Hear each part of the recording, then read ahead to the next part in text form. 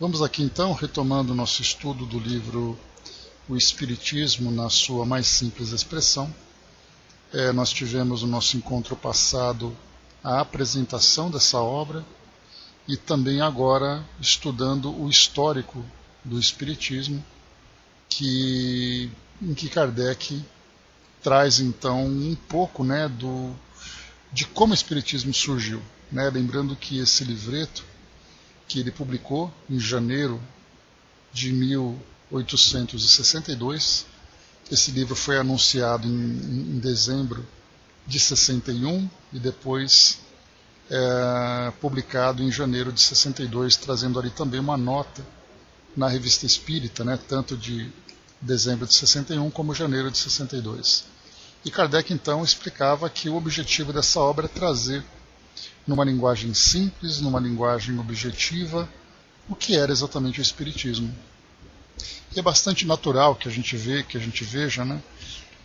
esse trabalho, essa proposta de Kardec, porque a doutrina espírita ela foi apresentada no seu conteúdo básico, trazendo aqueles principais ensinamentos dos Espíritos, publicados no Livro dos Espíritos.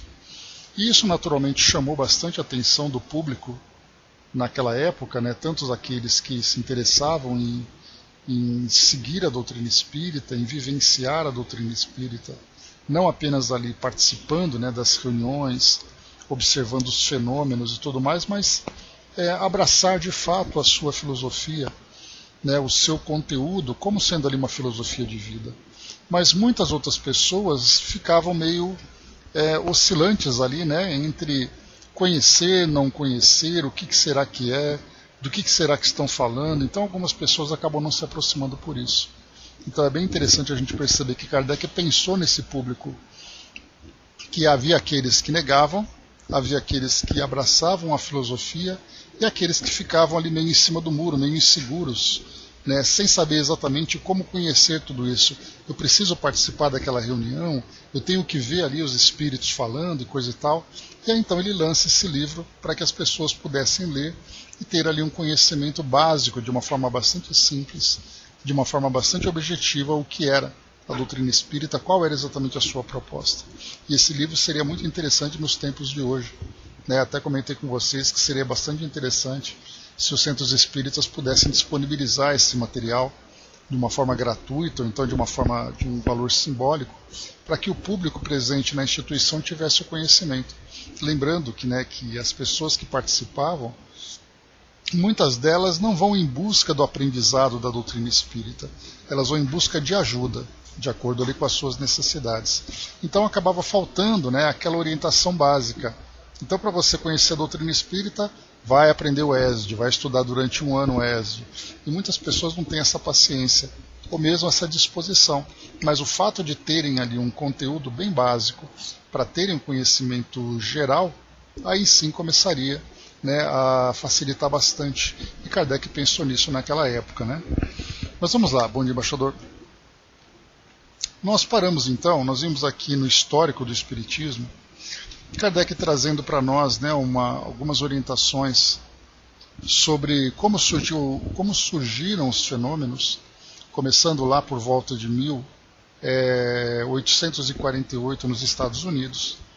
Começou então a falar um pouquinho sobre os diversos médiums, a forma como aquilo se popularizou, chegando na França, as mesas dançantes ou mesas girantes, que foram observadas tanto nos Estados Unidos, inicialmente, depois na França, de um modo geral, onde se tornou uma forma de entretenimento entre as pessoas, e isso acabou se popularizando entre os cafés, nas reuniões familiares e tudo mais. E aí então Kardec vai contando um pouco dessa história, vai falando para nós que além desses fenômenos que chamavam a atenção das batidas e outros sinais que os espíritos davam, começaram também a surgir os fenômenos inteligentes, que eram aqueles fenômenos que traziam então indicadores, palavras, sinais para chamar a atenção daqueles que participavam. Então as mesas, por exemplo, através de batidas, uma batida, duas batidas para sim e para não, depois o alfabeto e tudo mais, e começou, a partir da evolução da participação das pessoas nessas reuniões, começaram então a propor, né, se os espíritos são capazes de mover uma mesa, então eles também são capazes de mover objetos. E esses objetos poderiam ser ali, né, adaptados para trazer, né, uma comunicação, como era o caso, por exemplo, de pranchetas, que tinham aquelas rodinhas com lápis, aquelas cestas, ou então também aqueles marcadores, né, no caso, por exemplo, de uma tábua Ouija, que trazia ali o alfabeto, e esses marcadores iam apontando para cada uma dessas letras. Então, a gente vê ali que, embora os fenômenos sejam utilizados, ou fossem utilizados inicialmente como uma forma de entretenimento, o fenômeno era real. Então Kardec chamava a atenção que a comunicação começou também a partir desse processo. Falava então aqui sobre o mecanismo com que os espíritos utilizavam para provocar esse fenômeno, que era o caso, por exemplo, de movimentar um objeto. Então era utilizado ali o perispírito, né, esse fluido, esse corpo fluídico que envolvia esse objeto, e esse objeto então começava a se movimentar de acordo com a vontade do espírito.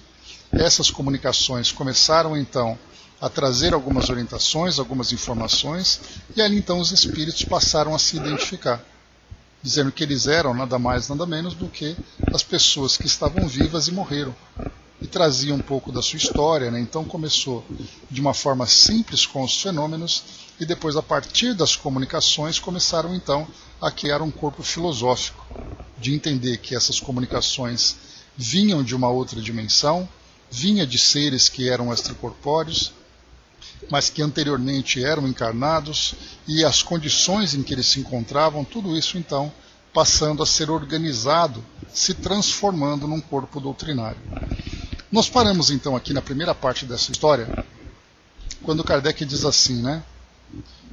Em seu estado normal, o perispírito é invisível. Entretanto, o espírito pode agir sobre ele de modo a tornar-se momentaneamente visível, suscetível ao tato, e é assim que muitas vezes pode se mostrar nas aparições.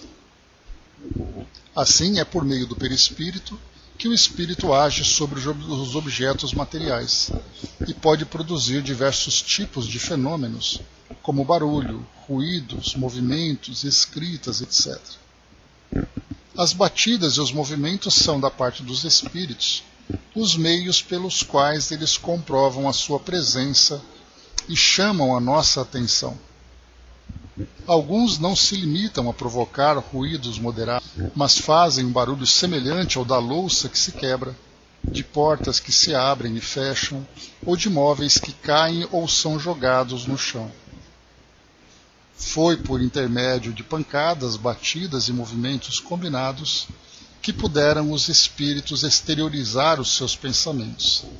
Entretanto, foi a escrita que lhes ofereceu o meio mais rápido e mais cômodo, portanto, é o qual preferem. Então começou por essa facilidade, né, de os espíritos encontrarem a agilidade para se comunicarem. Então, tudo isso Kardec apresentou no nosso encontro anterior, e a gente vai imaginando, né, o que para nós é óbvio, né, é um ensinamento bastante simples, pelo fato da gente já estar há bastante tempo em grupos de estudos, conhecendo as obras e tudo mais. Mas a gente sempre vai lembrar que quem está lendo essa obra na sua expressão mais simples é aquele público leigo, é aquele público que tem um contato pela primeira vez. E aí então eles vão tendo esses esclarecimentos para mostrar que o Espiritismo começa com esses fenômenos e acaba depois se transformando nesse conteúdo, né, filosófico que nós utilizamos como base dos nossos estudos. Então Kardec leu até aqui. E ele segue dizendo para nós então, pela mesma razão, só para lembrar que Kardec também esclarece um pouco mais acima aquilo que nós recentemente estudamos no próprio Livro dos Espíritos, né? Falando para nós ali sobre os 3 elementos que compõem o ser humano. No caso é o espírito, o princípio inteligente, o perispírito, esse corpo fluídico que serve como molde e ao mesmo tempo como equipamento de transmissão, um instrumento de transmissão para o desejo do espírito ao corpo físico ao qual ele se encontra vinculado. Então, espírito, perispírito e corpo físico. Então, para aqueles que não compreendem essa estrutura, Kardec então apresenta aqui nessa obra. E depois que o espírito desencarna, ele se liberta do corpo físico, mantendo dois desses elementos, o espírito e o perispírito. E esse perispírito, conforme ele diz aqui para nós, é que dá ao espírito, durante as suas manifestações, a sua aparência, as características, digamos, físicas que ele então traz naquele momento. Então é através do perispírito que ele pode ser percebido e identificado. Pela mesma razão que podem escrever frases, podem guiar a mão para desenhar, escrever música ou executar um instrumento musical. Na ausência do seu corpo físico, usam o corpo do médium para se manifestar. Os espíritos podem ainda se manifestar por diversas maneiras, entre as quais pela vista e pelo ouvido. Os médiuns auditivos têm faculdade de ouvi-los e podem assim conversar com eles. Outros os veem, são os médiuns videntes. Então foi aqui que nós paramos, que Kardec agora vai começar então a trazer para nós essa diversidade de faculdades mediúnicas. Bom dia, abraço. Então a gente lembra que a primeira forma de comunicação, lembrando que Kardec por enquanto ele está trazendo para nós sobre como o processo de comunicação entre os espíritos com os encarnados aconteceu. A gente vê que até agora ele não trouxe nenhum ensinamento doutrinário, porque por enquanto é somente o fenômeno que vem sendo analisado, porque pela lógica dele, ele faz um processo pedagógico. Primeiro ele analisa o fenômeno, depois ele fala do conteúdo e depois ele faz uma análise desse conteúdo. Então é bastante lógica essa estrutura que ele organiza para que o público leitor possa ter esse entendimento de como tudo surgiu, que não é simplesmente ali um fenômeno fantasmagórico, que não é nada sobrenatural, mas que é de uma forma bastante natural essa condição do encarnado de ter uma percepção para o mundo espiritual, uma percepção maior ou uma percepção menor, e que há aqueles que se destacam por terem essa percepção de uma forma mais ostensiva. Então, já que esses encarnados podem perceber os espíritos, de que forma que acontece essa percepção? E aqui então ele vai falar para nós que entre aqueles que podem ouvi-los, aqueles que podem ver, aqueles que podem escrever, e que os espíritos preferiram então a escrita.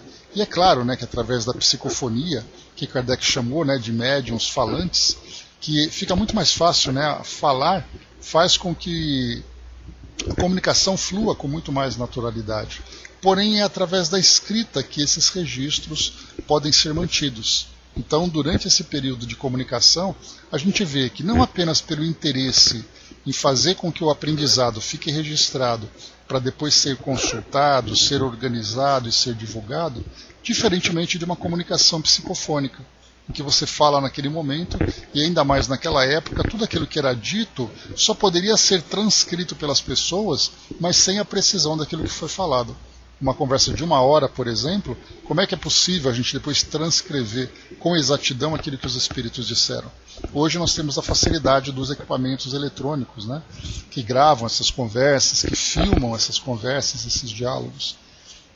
Mas aqui no caso a gente lembra que também além da própria facilidade, tem também ali o propósito da comunicação. Se no caso nós vamos falar com o espírito sofredor, imaginemos então o espírito já em sofrimento ter que escrever para descrever aquilo que ele está vivenciando. Seria bastante difícil, por isso as comunicações seriam muito mais simples através da psicofonia. Então o espírito fala, ele vai falar, e mais uma vez lembrando que quando nós falamos em psicofonia, ela não é exatamente somente o espírito se utilizando da voz do médium, mas ele incorpora, o médium incorpora a personalidade do espírito para poder trazer não apenas a voz, mas também as suas expressões físicas, as suas gesticulações. Então é muito mais do que apenas falar. Kardec comenta sobre isso. lá no Livro dos Médiuns, falando de médiuns falantes, mas para nós hoje, que nós entendemos desses médiuns falantes, vai mais além do que simplesmente a fala. Mas ele fala de fato dessa incorporação, que pode não ser expressão precisa, mas ali seria o médium que traz ali todas as características e expressões físicas, inclusive, do próprio espírito. Né? Então teríamos ali um termo mais preciso, teríamos que encontrar um termo mais preciso para fazer essa identificação. Mas muito bem, aqui então Kardec vai falar sobre os médiuns videntes. Vamos a eles. Os espíritos que se manifestam por meio da vidência do médium apresentam-se quase sempre na forma como a tinham em vida. Em outras ocasiões, assumem uma forma humana tão idêntica que parecem que estão vivos. Pode-se, nessas circunstâncias, manter-se com eles uma conversação, os apertos de mão, sem se suspeitar que sejam espíritos, a não ser pelo fato de que podem subitamente desaparecer. A vista permanente que se pode ter dos espíritos é muito rara. Entretanto, são muito frequentes as aparições individuais, principalmente no momento da morte.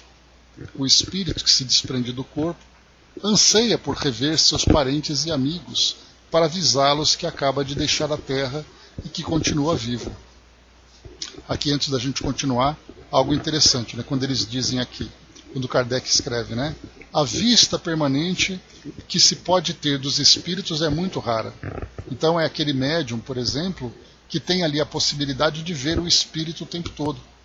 Então a gente já teve histórias, por exemplo, do Divaldo, já teve histórias do Chico, né?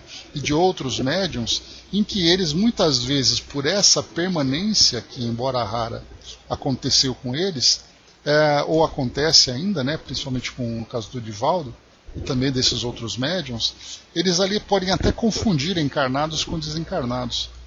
Então o Divaldo mesmo, né, ele conta de uma forma até bastante cômica, uma fase da sua vida em que ele pedia para colegas de trabalho avisar se tinha alguém ali no balcão da instituição onde ele trabalhava, porque muitas vezes ele via alguém ali, levantava para poder conversar e na verdade não tinha ninguém encarnado. Eram desencarnados que iam ali pedir contas, né, dos processos do INSS. Eu acho que ele trabalhava num departamento desse, né, mas cobraram ali coisas, as pendências que eles ainda acreditavam ter nesses processos de órgãos públicos. E aí então, né, ele perguntava, tem alguém ali ou não tem ali? Me dá uma dica, né? Então ele acabava confundindo. A própria Dona Ivone também tinha essa confusão, que ela contava que como criança ela conversava com pessoas que na verdade não estavam encarnadas, né? Oi Fabi, bom dia. Então aqui a gente vê que essa vista permanente que se pode ter dos espíritos é muito rara, e de fato é rara. Agora ele coloca, entretanto, são muito frequentes as aparições individuais, principalmente no momento da morte. Aí nesse caso as aparições individuais são aquelas percepções que esses médiuns acabam tendo, mais uma vez lembrando que são médiuns que muitas vezes são intermitentes, né? Nem sempre eles estão ali prontos para perceber a presença dos espíritos, mas eles vêm em ocasiões ali específicas, e nesse caso principalmente no momento da morte, porque nós vamos encontrar que nesse momento em especial o espírito desencarnante se encontra ali com uma grande motivação, que é exatamente comunicar aos seus entes queridos que ele acaba de deixar a Terra. E ali nessa conexão entre encarnado e desencarnado tem essa percepção. Bom dia, Fabi, segura aí. Tem essa percepção muito mais clara, né? Então são várias as situações em que esses fenômenos vão acontecendo. E ele coloca, cada um poderá lembrar-se por si mesmo dos fatos autênticos desse gênero que ocorreram e dos quais não se deu conta, não apenas à noite durante o sono, mas também durante o dia, estando completamente acordado, né? Então no caso aqui dos médiuns ostensivos, né, isso acontece com muita frequência. Esses fatos eram tidos como sobrenaturais e maravilhosos, baixados à categoria de feitiçaria. Né? Então, quando ele fala aqui sobre sobrenaturais, quando a gente começa a estudar, né, o significado real das palavras, nós temos aquilo que é natural, que faz parte da natureza, e nesse caso nós colocamos como referência a natureza do mundo que nós vivemos, que é o mundo físico, e aquilo que acontece que foge daquilo que é natural, nós chamamos de sobrenatural, que está além do natural. Então, uma aparição, por exemplo, ou algo que nós consideramos maravilhoso, está além das leis naturais. A partir do momento em que nós consideramos como natural apenas aquilo que faz parte do mundo, em que os nossos sentidos são capazes aqui, né, de perceber. Então, nesse caso, somente aquilo que é material. Da mesma forma, quando nós temos o sobrenatural, nós temos também o extraordinário. Ordinário é aquilo que está dentro da ordem natural das coisas. O extraordinário é aquilo que vai além do que é natural, aquilo que vai além do que é ordinário. Né? Então, sobrenatural, extraordinário. Então, são várias as expressões que nós vamos utilizando para poder identificar aquilo que vai além do natural dentro das nossas percepções comuns. E aqui nesse caso, né, para aqueles que têm essas percepções, Kardec ainda lembra que esses fenômenos então são baixados à categoria de feitiçaria. Na atualidade dele, mas nós vamos perceber também isso na nossa atualidade, né, mais de um século e meio depois, a incredulidade de muitos alega que se trata apenas de produto da imaginação. Porém, a ciência espírita surgiu para dar uma explicação de como são realizados esses fenômenos e de que eles pertencem à ordem dos fenômenos naturais. Então, na atualidade, essa incredulidade afirma que essa percepção é fruto da imaginação e, ao mesmo tempo, na atualidade nossa, isso também acontece. Basta ali você chegar no consultório dizendo: doutor, estou ouvindo vozes. Ele vai pegar ali um remédio tarja preta, vai prescrever ali com tranquilidade para acalmar aquela pessoa, para tirá-la daquela condição de delírio que ela está vivenciando. Ou então, eu estou conversando com pessoas mortas. Como diz o filme, né? Eu vejo gente morta, né? Então, o que vai acontecer? Também ali vai fazer um tratamento, né? Um tratamento neurológico para poder fazer com que haja um equilíbrio emocional, um equilíbrio psíquico dele. Então, tanto naquela época como atualmente, dessa forma que acontece. Agora, claro que nós vamos encontrar dentro desse círculo, onde os médicos, onde profissionais da área de saúde mental estão atuando, situações em que simplesmente não há respostas. Mas, ao mesmo tempo, não é possível se afirmar. Foi daí, então, que nós vimos, né, a necessidade que as coisas ali foram impondo de fazer com que a medicina estudasse tudo isso. Daí então nós tivemos, né, várias associações de classe que começaram então a fazer esse estudo. O caso da Associação Médico Espírita, a Associação Brasileira de Psicólogos Espíritas, começaram então a se interessar, a partir da perspectiva profissional, sobre se interessarem por acompanharem exatamente esses relatos, essas experiências vivenciadas pelos pacientes. Então a incredulidade também acaba colocando como fruto da imaginação, mas nesse caso aqui Kardec coloca que a ciência espírita surgiu para dar uma explicação de como são realizados os fenômenos e que eles pertencem à ordem dos fenômenos naturais, né? Então aqui uma expressão bastante curiosa, ciência espírita. Esse termo ele acaba sendo visto de uma forma até precisa para o seu objetivo, ou seja, entender aquele fenômeno a partir de uma análise dentro de um padrão científico que o Espiritismo aborda, mas nós não podemos dividir, por exemplo, aquilo que é ciência espírita daquilo que é ciência. Houve até uma publicação de uma revista de circulação nacional, eu não me lembro se era super interessante, que depois virou Galileu, ou se tinha uma outra revista, mas que tinha informação da capa, a ciência espírita. Como se a ciência espírita fosse diferente da ciência tradicional, da ciência clássica. Porque, na verdade, o que nós falamos em termos de ciência é processo de compreender, de entender aquele fenômeno.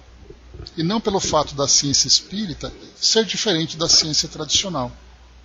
Na verdade, é a mesma ciência, que na verdade nós vamos lembrar que é uma instituição que procura trazer o conhecimento das coisas Mas nesse caso, há a ciência que se dedica aos fenômenos do nosso mundo material e há aquela ciência que se dedica aos fenômenos considerados, aqui nesse caso, sobrenaturais.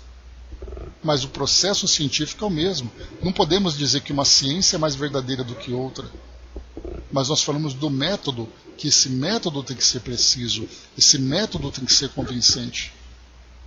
Só que, mais uma vez, a gente vai ter nessa divisão entre a ciência clássica e a ciência espírita, muito além do método, também os instrumentos.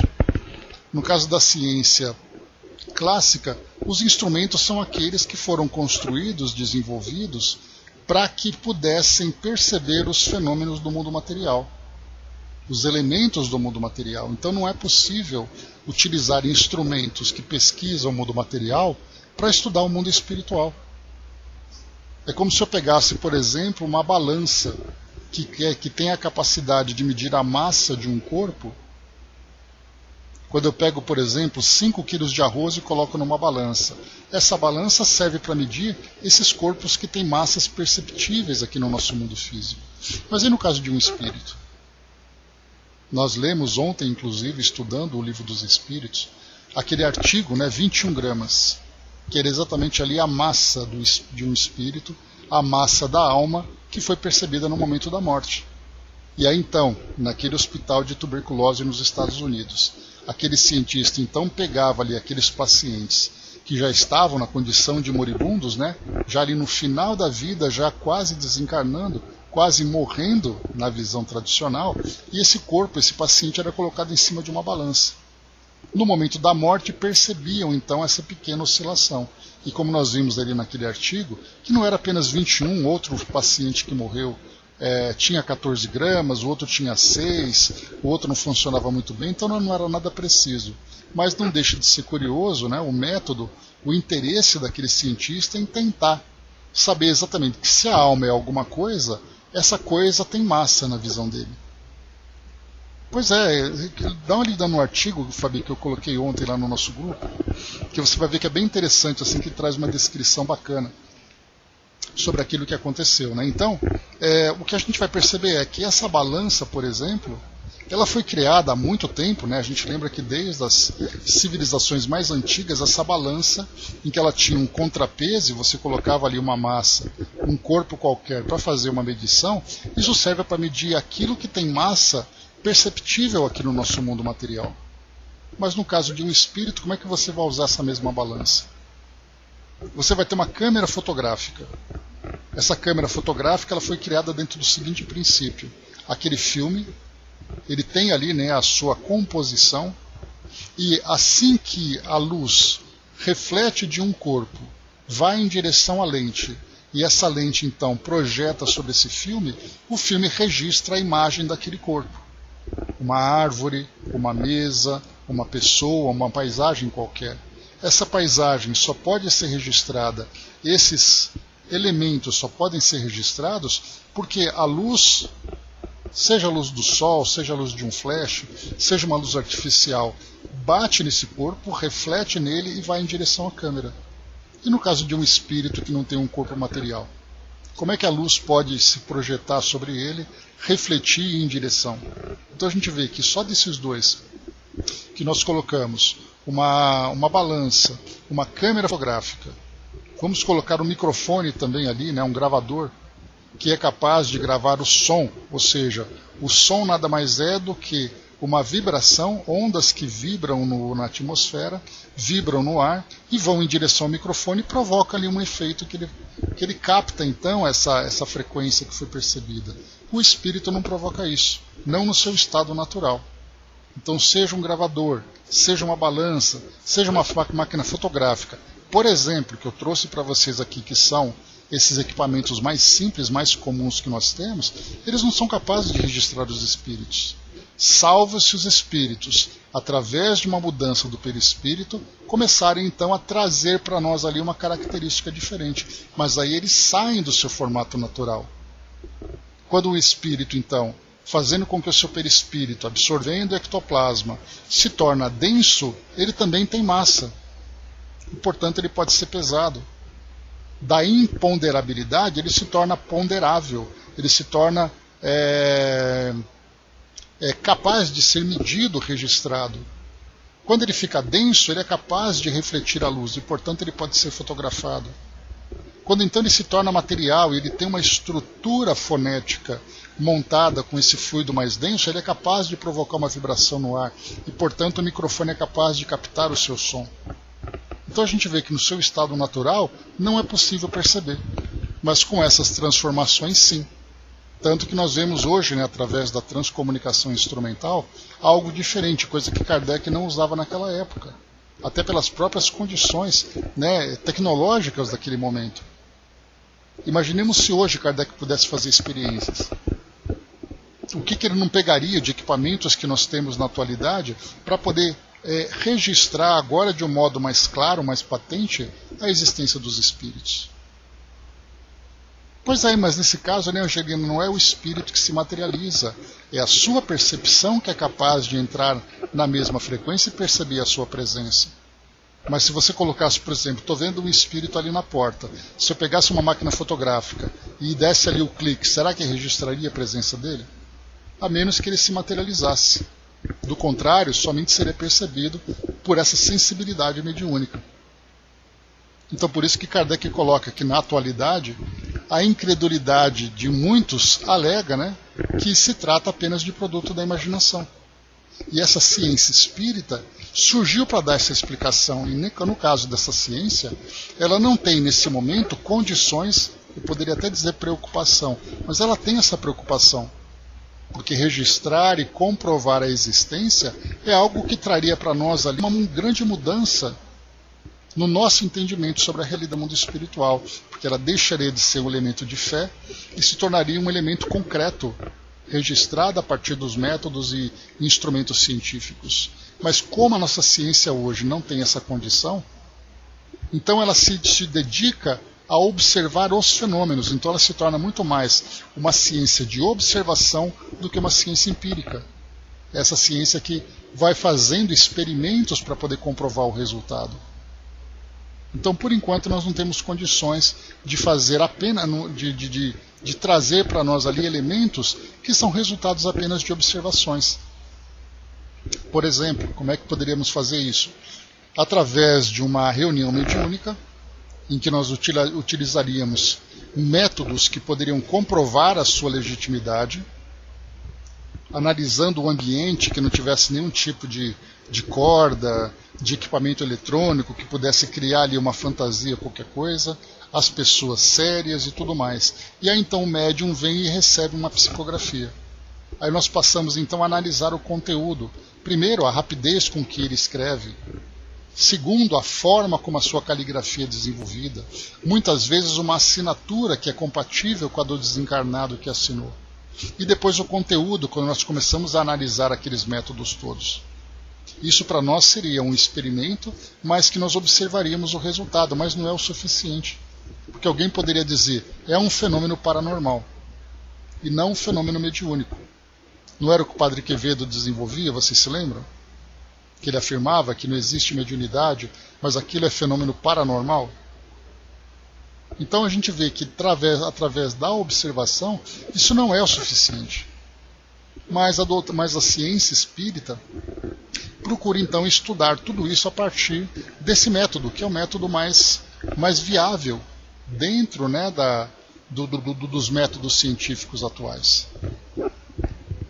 A Angelina colocando aí, quando eles estão próximos a alguém, é diferente, né? Ainda tem essa percepção, né? Isso é bem interessante. E ele segue o seguinte para nós então. A ideia geral é a de que os espíritos possuem o conhecimento soberano de toda a ciência e da sabedoria, assim como da moral, da bondade e da benevolência. Esse é um erro que a experiência não tardou em demonstrar. Aqui também é algo que é uma crença geral. Um espírito me disse que tal coisa vai acontecer. Um espírito me disse que eu preciso fazer tal coisa. De imediato vem ali o acato, né? Eu aceito aquilo que o espírito disse, porque afinal de contas ele é um espírito, né? Então ele sabe tudo. E na verdade aqui o Kardec colocou, esse é um erro que a experiência não tardou em demonstrar. Por que experiência? Porque através ali das várias reuniões e comunicações que ele foi obtendo no decorrer ali do seu trabalho, ele foi percebendo espíritos que apresentavam maior ou menor conhecimento. Dentre eles, por exemplo, alguns espíritos que sequer se davam conta que tinham desencarnado. E outros que traziam respostas bastante equivocadas. Daí então ele fez aquela classificação de espíritos que são sábios de fato, espíritos que são pseudo-sábios, que acham que são sábios, mesmo ali errando por ingenuidade, não por pretensão. Aqueles espíritos que simplesmente dizem, não sei o que está acontecendo.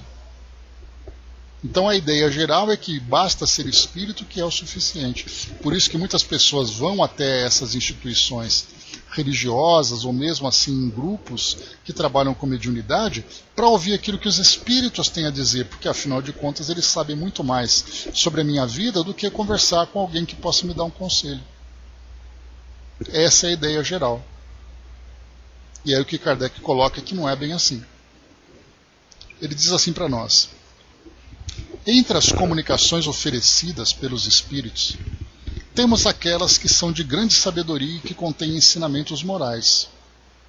Outras refletem bondade e benevolência.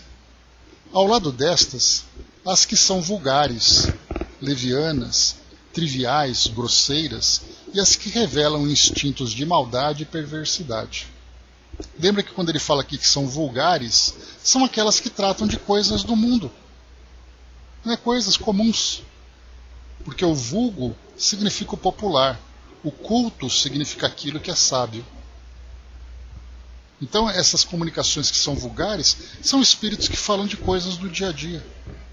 Há aquelas que são mais grosseiras, que trazem ali, né, toda ofensas, toda, né, esse conteúdo realmente ali de pouco valor moral. E também revelam esses instintos de maldade. Muitas vezes a gente vai lembrar, por exemplo, quantas comunicações, aqui claro, é uma especulação da nossa parte, mas quantas comunicações em que Kardec recebeu ameaças. Quantas vezes o Chico teve contato com espíritos que estavam ali fazendo ameaças de morte, ameaças de perseguição. Assim como tantos outros médiuns, como acontece de um modo até comum nas reuniões mediúnicas atuais, em que um espírito é levado ali para um tratamento espiritual, num processo de desobsessão, por exemplo, e o espírito quer quebrar tudo. É violência, é maldade, perversidade, ameaças. Então por isso Kardec coloca, né, toda a diversidade, né, o espectro de diversidade dos espíritos, desde aqueles que apresentam grande sabedoria, grande bondade, grandes valores morais, até aqueles espíritos mais comuns e aqueles espíritos, né, que se encontram realmente na escala mais inferior da evolução. Ficou evidente, pois, que existem bons e maus espíritos e que as suas manifestações não têm a mesma fonte. E ainda, não sendo os espíritos mais do que as almas dos homens que viveram na terra, não podem naturalmente tornar-se perfeitos logo após deixarem o corpo. Conservam eles as imperfeições que mantinham em vida, e é por isso que revelam os mais diferentes graus de bondade, de maldade, de saber e de ignorância. Então está aqui toda a diversidade que nós vamos encontrar. Brasnembo, né, os caboclos que já trabalham para Jesus, adoram amarrar os brasão, né? Pois é. Então a gente vai ter, né, quando se fala em caboclo, por exemplo, né, em preto velho, em preta velha, né, então são na verdade termos que identificam esses espíritos que trazem ali, né, um grau de sabedoria, que são capazes de aconselhar, são capazes de acolher a dor das pessoas. Nós vimos bastante isso, né, lá no nosso livro que nós estudamos, né, com Filomeno de Miranda. Esse último, como é que chama mesmo que nós estudamos? Vou pegar aqui o nome que eu esqueci agora. É o livro Loucura e Obsessão, né, onde eles estavam lá na Casa da Caridade, e nós vimos ali o trabalho da irmã Emerenciana, por exemplo. Então são essas expressões que identificam esses espíritos, mas o fato de, a gente vai lembrar, que esses espíritos, né, chamados de preto velhos, pretas velhas e tudo mais, são espíritos que tiveram uma vivência naquele período da escravidão do Brasil. Mas o fato de um espírito ter vivido esse período da escravidão, nós encontramos, inclusive nesse mesmo livro, aqueles espíritos que traziam um ódio enraizado, cristalizado, pelo fato de terem sofrido naquele período. Enquanto que a irmã Merenciana, que também foi uma pessoa que viveu aquele período da escravidão, trazia uma percepção completamente diferente. Então são termos que vão sendo usados, né, para poder trazer ali um maior ou melhor entendimento sobre a personalidade e o grau de conhecimento deles. Né? E ele segue aqui para nós. A observação demonstra que, no geral, os espíritos se manifestam prazerosamente e revelam satisfação em saber que os que aqui ficaram não os esqueceram. Comunicam a sua nova situação, o motivo de suas alegrias e de suas tristezas, de seus sofrimentos. Alguns são muito felizes, já outros infelizes, atormentados, conforme o modo de vida que tiveram na Terra. Então a gente vê aqui Kardec colocando: a observação demonstra que, no geral. Então, quer dizer, através das comunicações, das experiências de contato com os espíritos, ele vai então analisando sobre a personalidade, valores, condições, compreensão, propósitos. Mas, de um modo geral, aqueles espíritos que são acolhidos e são recebidos por aqueles, né, que foram ali os seus amores quando viveram aqui na Terra, apresentam grande sabedoria. Aqueles que criam laços de simpatia, laços de amizade, apresentam satisfação quando se manifestam e são também recebidos. Ao mesmo tempo, né, que existe também, Kardec não colocou aqui nesse parágrafo em especial, mas ele já comentou também do grau de frustração que os espíritos sentem, de tentar dizer ali, dar uma mensagem, uma orientação, um conselho, estabelecer um laço de afeto com um grupo, ou então com a sua própria família, e não conseguem. Porque são rejeitados, seja pelo preconceito, pela falta de entendimento, pelo medo, ou mesmo, né, pelo orgulho, pela arrogância dos encarnados. Então são vários os tipos de sensações que eles trazem. Mas o que é interessante é eles comunicarem a nova situação, o motivo de suas alegrias e tristezas e sofrimentos. Outros são felizes, outros são infelizes, outros atormentados, dependendo do modo como viveram na Terra. Tal vida, tal morte. E ele segue. Vários espíritos contaram a maneira como deixaram a vida, seus hábitos, temperamentos, sua visão precisa do mundo invisível, oferecendo uma panorâmica do que encontraremos no futuro.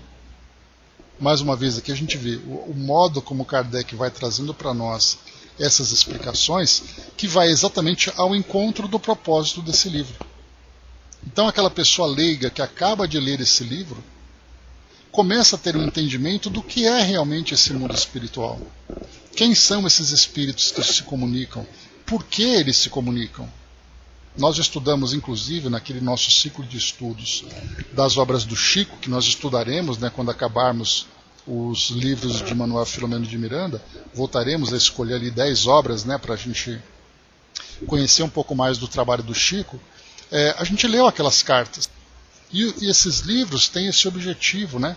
Esses livros que trazem cartas de comunicação entre espíritos e seus familiares. Não são livros de estudos doutrinários, da forma como nós estudamos, por exemplo, livros livros de Kardec, livros de Leon Denis, ou livros de Emmanuel e Joana. São livros simplesmente de cartas. Cartas essas que são cedidas pelas famílias para que nós conheçamos exatamente a forma, né, o propósito da comunicação entre desencarnados e encarnados. Um filho conversando com os pais conversando com filhos, irmãos, amigos, familiares de um modo geral. Então, através dessas cartas, é possível para o leitor conhecer exatamente o mundo espiritual, diferentemente daquela ideia de anjos e demônios, de purgatório, céu, inferno, mas mostra ali que os espíritos estão vivos, estão presentes e estão percebendo aquilo que acontece no nosso mundo, em especial no vínculo que eles mantêm com as pessoas, né, de sua afinidade. Então o que Kardec está descrevendo para nós aqui é aquilo que aquele leitor inicial vai começar a entender sobre o que a doutrina espírita nos proporciona.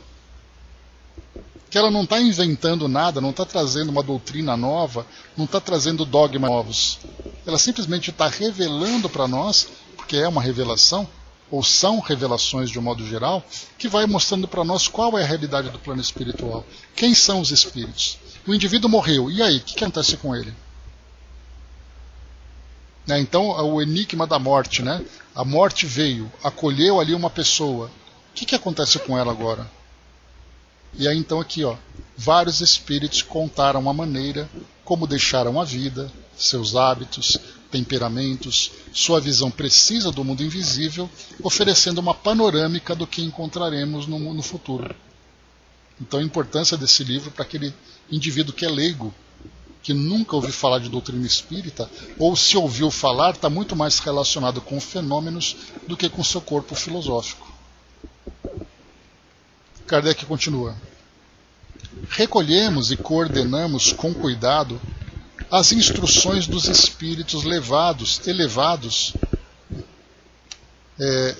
Recolhemos e coordenamos com cuidado as instruções dos espíritos elevados sobre diversos assuntos que interessavam à humanidade, assim como as respostas às perguntas que lhes foram dirigidas. O resultado compõe uma ciência e uma doutrina filosófica e moral sob o título Espiritismo. Então olha só que a definição que ele traz para nós que interessante. O que é o Espiritismo, afinal de contas? Kardec colocou: recolhemos e coordenamos com cuidado as instruções dos espíritos elevados sobre diversos assuntos que interessavam à humanidade, assim como as respostas às perguntas que lhes foram dirigidas. O resultado compõe uma ciência e uma doutrina filosófica e moral, chamada Espiritismo. O Espiritismo, portanto, é uma doutrina fundada na existência, nas manifestações e nos ensinos dos espíritos. A doutrina, por isso que é interessante a gente lembrar aqui, que o Espiritismo ele é o resultado daquilo que os espíritos trazem. Por isso, então, Espiritismo. Esse sufixo ismo significa exatamente essa filosofia baseada nos espíritos. Por isso que muitas vezes, de uma forma equivocada, falamos sobre kardecismo. Kardecismo é uma filosofia trazida naquilo que Kardec ensinou. Na verdade, Kardec sim trabalhou junto com os espíritos, mas a partir daquilo que eles trouxeram. Por isso que, mais uma vez, aqui no final, recolhemos e coordenamos com cuidado as instruções dos espíritos elevados. E não simplesmente inventamos e trouxemos uma filosofia nova. Então, o Espiritismo, doutrina fundada na existência, manifestações e nos ensinos dos espíritos. A doutrina, em seu conteúdo filosófico, encontra exposta no Livro dos Espíritos, na sua parte prática e experimental, em O Livro dos Médiuns. Então ele trouxe aqui nesse livro apenas esses dois. O conteúdo filosófico no Livro dos Espíritos e a parte prática e experimental no Livro dos Médiuns. E como a gente conversou, e as outras obras? Elas não tinham ainda sido publicadas. Então esse livro aqui, O Espiritismo, em sua mais simples expressão, deveria ter sido publicado lá no final, ali por volta de 1869. 68, 69 ele desencarnou, mas ali 68 e 69, porque aí todos os grandes livros e mais toda a obra que ele conseguiu desenvolver da Revista Espírita, seria muito mais fácil mencionar aqui. Só que, dada a circunstância que ele vivia, das pessoas quererem conhecer e não ter nada rápido, prático e objetivo para falar sobre o Espiritismo, foi então no início de 62 que ele trouxe esse conteúdo. Então a gente tem 1857 o Livro dos Espíritos, 1861 o Livro dos Médiuns, 1864 nós tivemos ali o Evangelho segundo o Espiritismo, 1865, se eu não me engano, tivemos ali o Céu e o Inferno, 1868 o livro A Gênese. Então aqui ele vai falar que toda a doutrina espírita se encontra concentrada no Livro dos Espíritos, a parte filosófica, e a parte prática experimental no Livro dos Médiuns, que mostra ali como se desenvolve o fenômeno mediúnico, como participar de um fenômeno mediúnico. A análise dessas obras possibilita o julgamento da variedade, extensão e importância dos assuntos de que tratam. O Espiritismo teve, assim, o seu ponto de partida no fenômeno vulgar das mesas girantes, quer dizer, naquilo que é popular, porém tendo em vista que aqueles fenômenos se mostraram mais aos olhos do que a inteligência. O assunto ficou mais na área da curiosidade do que dos sentimentos. Passada a fase da curiosidade, poucos compreenderam e se interessaram pelos fundamentos desses fenômenos. Então, quer dizer, eu queria brincar. A brincadeira perdeu a graça, vamos mudar de brinquedo, porque não interessa mais. Então, porque estimulavam muito mais os olhos do que os sentimentos. Entretanto, passado esse período, quando surgiu a teoria para explicar as causas desses fenômenos, que daquelas mesas girantes que divertiam os salões saía toda uma doutrina moral, falando a alma, dissipando as angústias da dúvida, satisfazendo todas as aspirações deixadas no vazio por um ensinamento incompleto a respeito do futuro da humanidade, as pessoas sérias acorreram à nova doutrina e desde então ela cresceu com incrível rapidez. No espaço de 3 ou 4 anos, reuniu em todos os países do mundo, sobretudo entre os mais esclarecidos, inúmeros adeptos, e esse número vem aumentando todos os dias numa proporção extraordinária, podendo-se dizer que o Espiritismo conquistou direito de cidadania. Eu gosto dessa expressão de Kardec. Quando ele fala direito de cidadania, significa reconhecimento. E aqui, quando ele coloca uma coisa curiosa também, que vale a pena a gente depois oportunamente estudar, no espaço de 3 ou 4 anos, reuniu em todos os países do mundo, olha a observação, sobretudo entre os mais esclarecidos, inúmeros adeptos. Quer dizer, esse sobretudo entre os mais esclarecidos, é interessante a visão que se tinha daquela época. Era uma visão eurocêntrica, uma visão em que a Europa era o centro de tudo, e somente aqueles que se ombreavam com a Europa, em termos de cultura, de intelectualismo, de conhecimento, eram esses países mais esclarecidos. Tem até uma nota que nós vamos aqui, um artigo que nós vamos acompanhar na Revista Espírita, que Kardec fala o livro dos espíritos entre os selvagens. E esse livro era uma carta que Kardec tinha recebido do Peru, no meio da Amazônia. E aí então quando ele fala, o livro dos espíritos está sendo estudado conosco aqui no Peru e tudo mais, e Kardec fala, o livro dos espíritos entre os selvagens. Por isso então ele coloca essa visão eurocêntrica, o que é muito natural, porque a França realmente, ela tinha vivido ali toda aquela parte do feudalismo, depois veio ali a Idade Moderna, com a parte do iluminismo, com toda aquela parte dos grandes impérios e tudo mais, e aí você olha para países que são ainda colônias. O Brasil era uma colônia nessa época, basta a gente lembrar isso. Era uma colônia, era um país escravagista, os países da Europa, da América do Sul, de um modo geral, também eram países eram colônias da Espanha, no caso. Então a gente tinha assim, essa visão da América, tirando a América do Norte, Estados Unidos e Canadá, os demais países considerados latino-americanos, eram países ainda vistos de um modo muito atrasado, pelo fato de serem ainda colônias. E aqui então a gente vai ver que, mesmo assim, a doutrina espírita acabou se proliferando entre esses países mais esclarecidos. No caso, por exemplo, a gente vai ter Estados Unidos, a gente vai ter na França, naturalmente, na Alemanha, na Itália. Então eram considerados países europeus, países desenvolvidos. Então, mais uma vez, é muito natural. E, aliás, Kardec, nesse sentido, ele já recebeu muitas críticas, por ter sido racista, por exemplo, por ter... porque havia uma classificação na Europa naquela época em que o topo do intelectualismo eram os europeus. Em segundo plano vinham os chineses num grau abaixo, e em terceiro plano vinham, né, aqueles que eram da raça negra.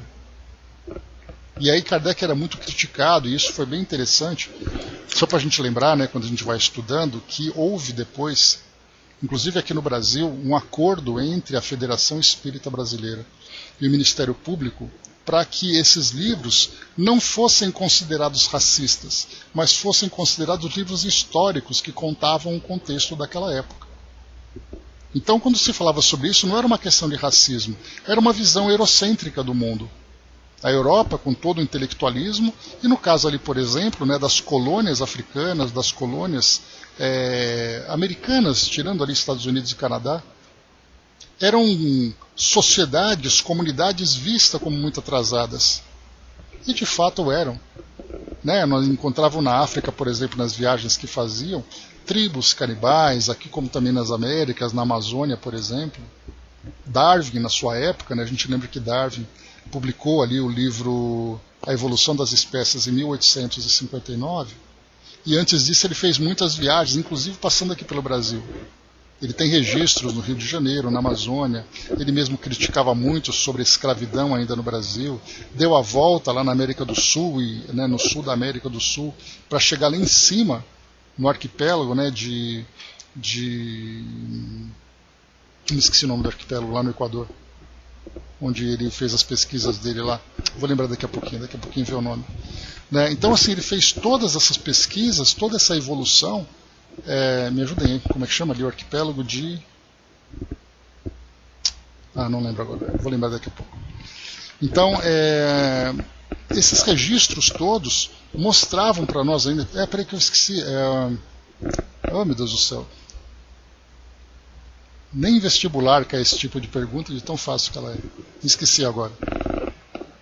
Né, o pessoal do outro lado ela certamente está dando risada ali, porque eles sabem e a gente não lembra.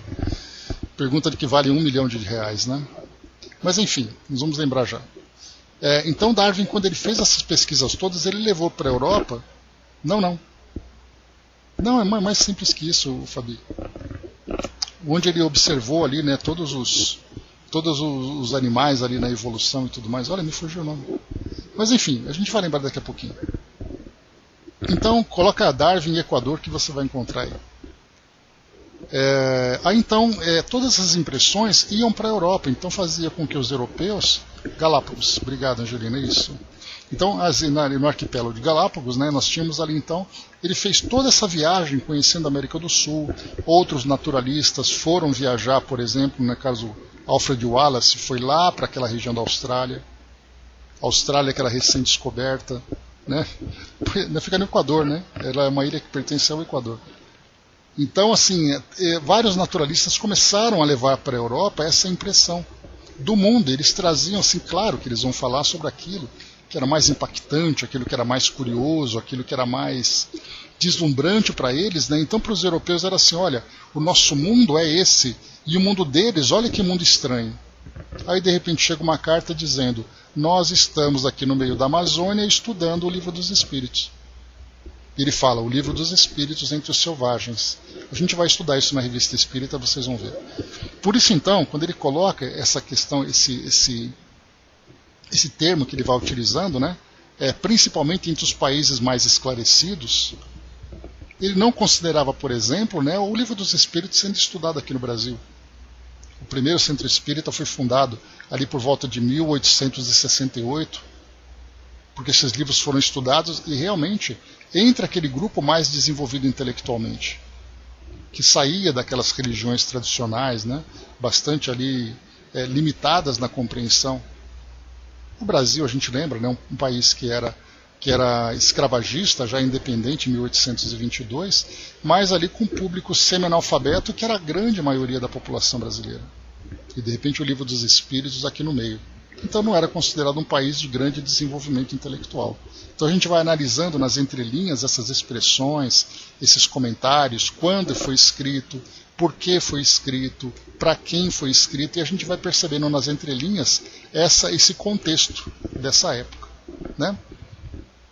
Então aqui para a gente finalizar esse trecho, né, está assentado o Espiritismo em bases que desafiam os esforços de seus adversários interessados em combatê-lo, e a prova disso encontra-se no fato de que as críticas e os ataques não cessaram um só instante. Os opositores jamais conseguiram explicar tal fato. Os espíritos dizem que se ele vai se propagando, apesar das críticas, é porque parece bom, e que prefere o seu raciocínio àqueles de seus contraditores. Só um instantinho.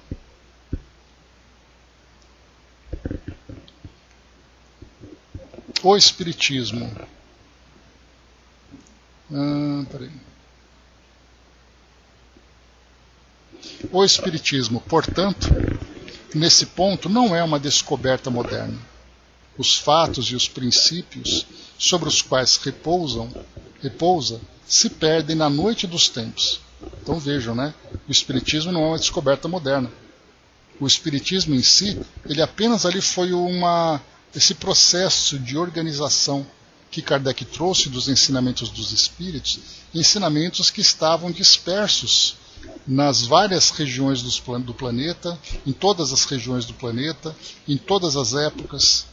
Só que agora vamos entender como isso acontece. Porque até então ficava ali naquela ideia, né, da vida popular, né, da vivência popular das comunidades, né? Então, aquela que era feiticeira, o outro que falava com os espíritos, num texto bíblico que falava tal coisa. Kardec pegou tudo isso e começou então a organizar e percebeu que tudo aquilo que os espíritos traziam já era conhecido do mundo, mas conhecido através de uma vivência prática, sem grandes destaques, e ele passou então a organizar tudo isso. Encontram-se seus vestígios nas crenças de todos os povos, em todas as religiões, na maior parte dos escritores sagrados e profanos. Somente os fatos não observados cuidadosamente foram interpretados segundo as ideias supersticiosas, em decorrência da ignorância a respeito do assunto. Vou ver um pouquinho. Vamos parar por aqui já então, pessoal, para não continuar, porque não vai ter um ponto de parada para nós aqui. Então, mais uma vez aqui, né, o Espiritismo, portanto, nesse ponto não é uma descoberta moderna. Os fatos e os princípios sobre os quais repousa se perdem na noite dos tempos. Então a gente para por aqui. Aqui é a nossa página 25, e essa parte da história vai até a página... aqui até a página 30. Né? Então aqui estamos na 25 ainda, temos 5 páginas pela frente. Mas aos poucos a gente vai chegando lá, né? Como sempre, sem pressa. Na verdade, 24 nós paramos, né? 24. Então vai até a 30. Então temos 6 páginas ainda de história para ser contada, né? De histórias para serem contadas aqui de Kardec. Então é bem legal, Fabi. Né? A gente fez uma apresentação dele na aula passada, na segunda-feira, e agora a gente estava aqui na segunda parte, né? Finalizando aqui esse trecho, então a gente continua